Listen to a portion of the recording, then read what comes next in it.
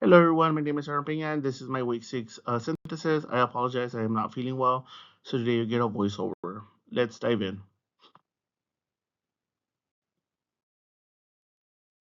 So, the purpose of the reflection.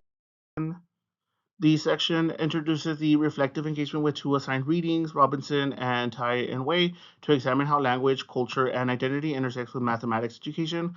The reflection highlights a shift from viewing mathematics as neutral, language-free discipline to understanding it as a relational, culturally rooted, and linguistically mediated experience. This introduction emphasizes how both readings collectively challenge traditional assumptions in mathematics classroom and open possibilities for more inclusive, embodied, and culturally grounded pedagogies. It frames mathematics as something deeply connected to lived experiences, relational meaning making, and students' full linguistic repertoires, setting the stage for discussing specific takeaways, key ideas, and personal connections. Overall takeaways. Across both readings, a central understanding emerged for me. Mathematics is not separate from language, identity, or culture. Robinson and the other collaborators expand the notion of mathematics as inspirited, describing it as a relational, grounded in land, story, and indigenous worldviews. This challenges Western schooling traditions that present mathematics as abstract and universal. Meanwhile, Tai and Wei show how mathematics learning unfolds through multimodal and multilingual meaning making, with translanguaging enabling playful, creative engagements.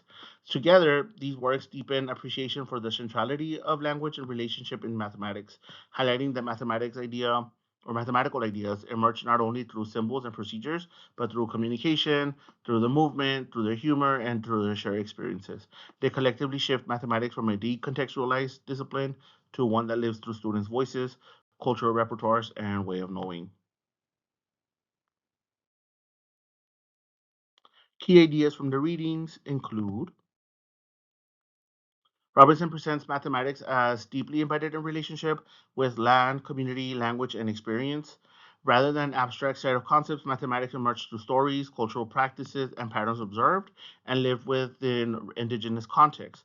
This framing challenges, like I said, Western assumptions that mathematics exist independently of culture. Instead, it highlights a mathematical idea gain meaning through lived connections. So, how does it look like in my classroom? Well, students understand concepts like slope, rate of change, and proportional reasoning more deeply when they can connect them to experiences. For example, walking up a hill for slope, selling food or drinks for rate of change, and comparing form data plans for proportional reasoning, especially with systems of equations. Robinson helped me see that connections aren't just engagement strategies, they're legitimate mathematical ways of knowing. This idea extends it complicated and enriched conversations about mathematics education by foregrounding the inseparability of cultural identity, land based knowledge, and their mathematical thinking. Tai Wei, on the other hand, analyze how translanguaging, drawing flexibly on multiple linguistic and multimodal resources, create playful, relational learning moments in English medium mathematics classroom. These playful translanguaging practices foster rapport, lower anxiety, and support memory, and open space for students to express mathematical reasoning through gestures, humor, through tone, through home languages, and spontaneous creativity. So in my classroom, students often switch between languages or use humor and gestures to explain their thinking. I've seen them do rise or run and actually, with the Hamilton signaling horizontal and vertical changes before they go ahead and explain verbally. Tai and Wei helped me see that this kind of playful talk is not off task. It actually helps students remember, reason, and participate more confidently in my classroom. Rather than conveying multilingualism as a barrier, this study positions it as a powerful medium, as a powerful tool for deeper mathematical understanding. This idea complements Robinson emphasis on relational meaning making and highlights how language fluidity can humanize mathematical learning. Viewed together, the two readings reveal a coherent vision, one that mathematics thrives in environments where learners can bring their full humanity, their linguistic repertoires, and cultural identities. While Robinson broadens the theoretical framework by showing that mathematics carries spirit through land and story, Tyan Wei provides classroom level evidence of how multilingual play and flexibility can actualize such relational mathematics in daily practices. The synthesis illustrates that both culturally rooted and interactionality responsive pedagogies challenge extractive, abstract, or language restrictive models of teaching. They collectively support a mathematics education that values students' expressive resources and acknowledges that learning is most powerful when it is connected to their identity, to our students' emotions, through humor, and of course, to the humanity and all the stakeholders involved. Reflective connection.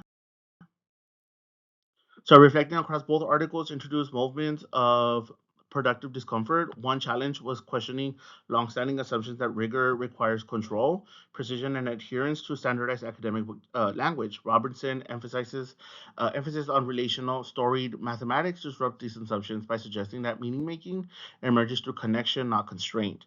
Tying Wei's examples of multilingual humor and embodied communication, further complicate traditional expectations, showing that deep mathematical thinking often lives outside rigid academic forms.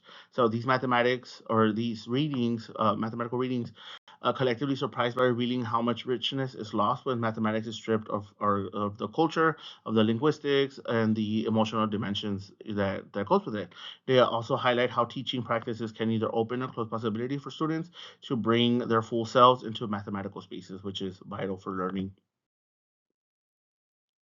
So, connection to teaching practices and emotions.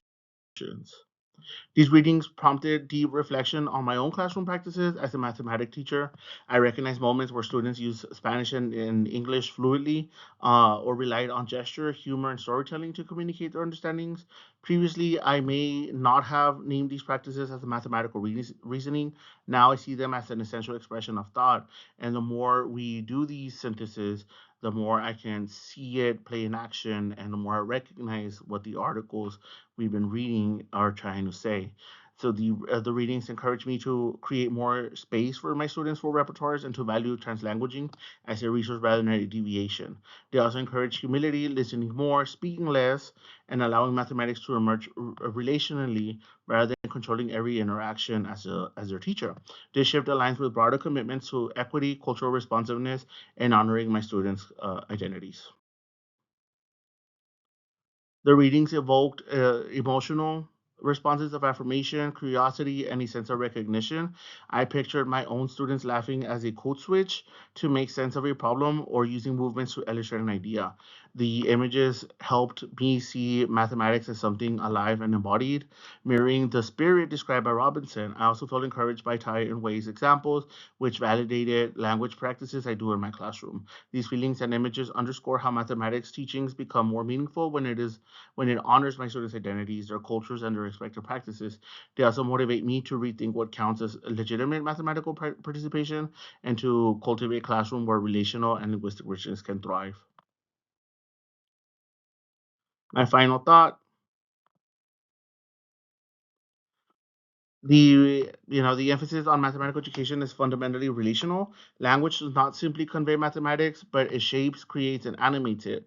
Both articles call for pedagogies that embrace students' cultural and linguistic resources, invite the creativity and the joy that goes with it, and resist reductive approaches that disconnects mathematics from lived experience.